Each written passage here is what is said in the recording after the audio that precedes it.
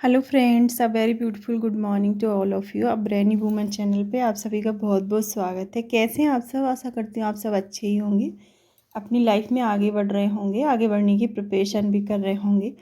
हाँ, आज इस वीडियो में ये बताने वाली हूँ कि कैसे मैंने फ़र्स्ट अटेम्प्ट में ही सारे जो गवर्नमेंट एग्ज़ाम्स होते हैं फ़र्स्ट अटेम्प्ट में ही क्रैक किए। जैसे कि सी टेट हुआ, यूपी टेट हुआ, एमपी ग्रेड 1 हुआ, ग्रेड 2 हुआ।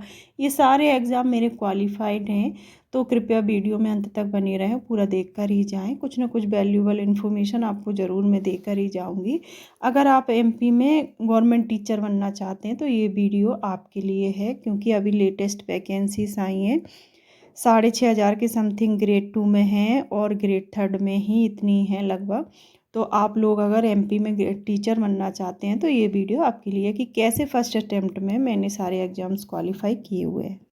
सबसे पहले मैं आपको बोलना चाहूँगी कि सबसे पहले आप अपनी पढ़ाई कंटिन्यूअस करें। सबसे पहले आप अपना सिलेबस निकाल लें। अगर सिलेबस नहीं है, क्योंकि फॉर्म डलेंगे, सिलेबस चेंज हो गया है तो क्या करना है।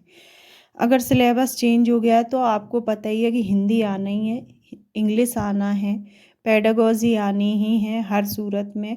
और इसके साथ साथ जो आपका सब्जेक्ट है वो आएगा ही आएगा। तो आपको पता ही है कि आपको अपने सब्जेक्ट में क्या पढ़ना है। जैसे कि मेरा सब्जेक्ट इंग्लिश था, तो मुझे नोट मेकिंग, लेटर राइटिंग ये सब करना था। नोट मेकिंग, लेटर राइटिंग और notice writing, letter formal informal, ये सारी चीज़ें मुझे पढ़नी थी।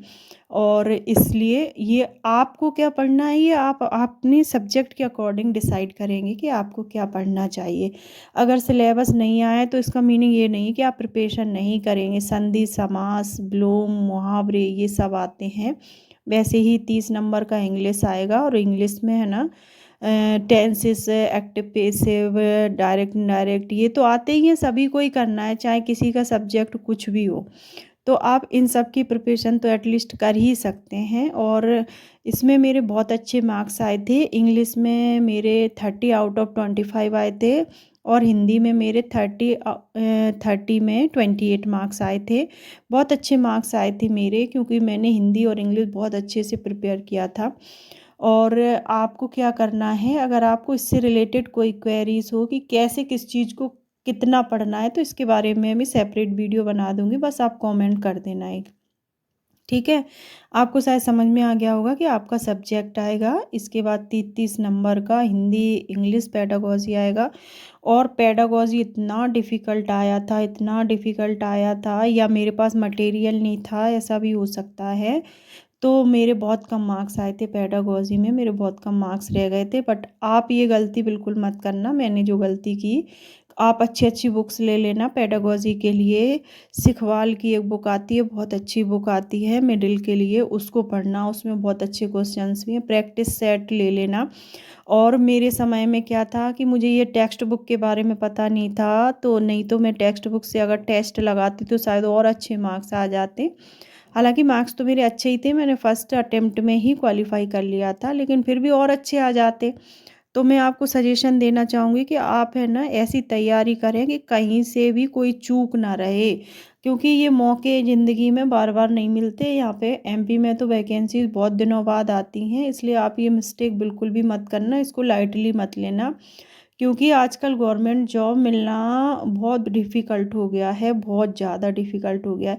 कभी है ना पेपर लीक हो जाता है कहीं पे, कभी कुछ प्रॉब्लम्स आ जाती हैं, पेपर कैंसिल हो जाते हैं, कभी डॉक्यूमेंट्स में समस्या आ जाती हैं।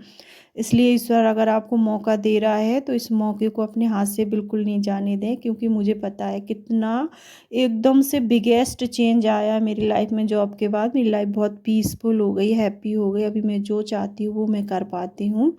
इसलिए मैं आपको, जो शादी हो गई है जिन लोगों की, जो अभी भी प्रिपरेशन कर रहे हैं, उनको मैं सजेशन देना चाहूँगी कि आप बिल्कुल पढ़ाई करिए। प्लीज़ 4 बजे उठिए, पढ़ना स्टार्ट करिए। और मैं सैलरी भी बता चुकी हूँ जिससे आप मोटिवेट हो सकते हैं।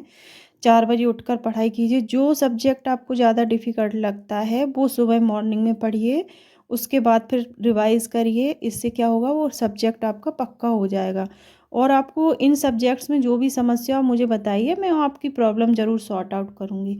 और इसके साथ ही मैंने बताई दिया आपको पेडागोजी करना है। हाँ, एक और बात बताना चाहूँगी, टेक्स्ट बुक एक ऐप होता है, उसमें से आप पास खरीद लीजिएगा। 200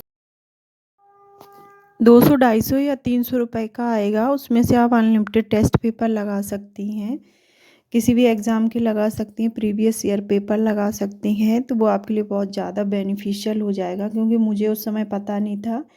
ये तो मुझे बाद में पता चला। अभी उससे मैंने है ना EMRS का कोर्स भी बाय कर लिया है, और उससे मैं टेस्ट पेपर भी बहुत सारे लगाती रहती हूँ, क्योंकि प्रैक्टिस से अच्छा हो जाता है, प्रैक्टिस करने से।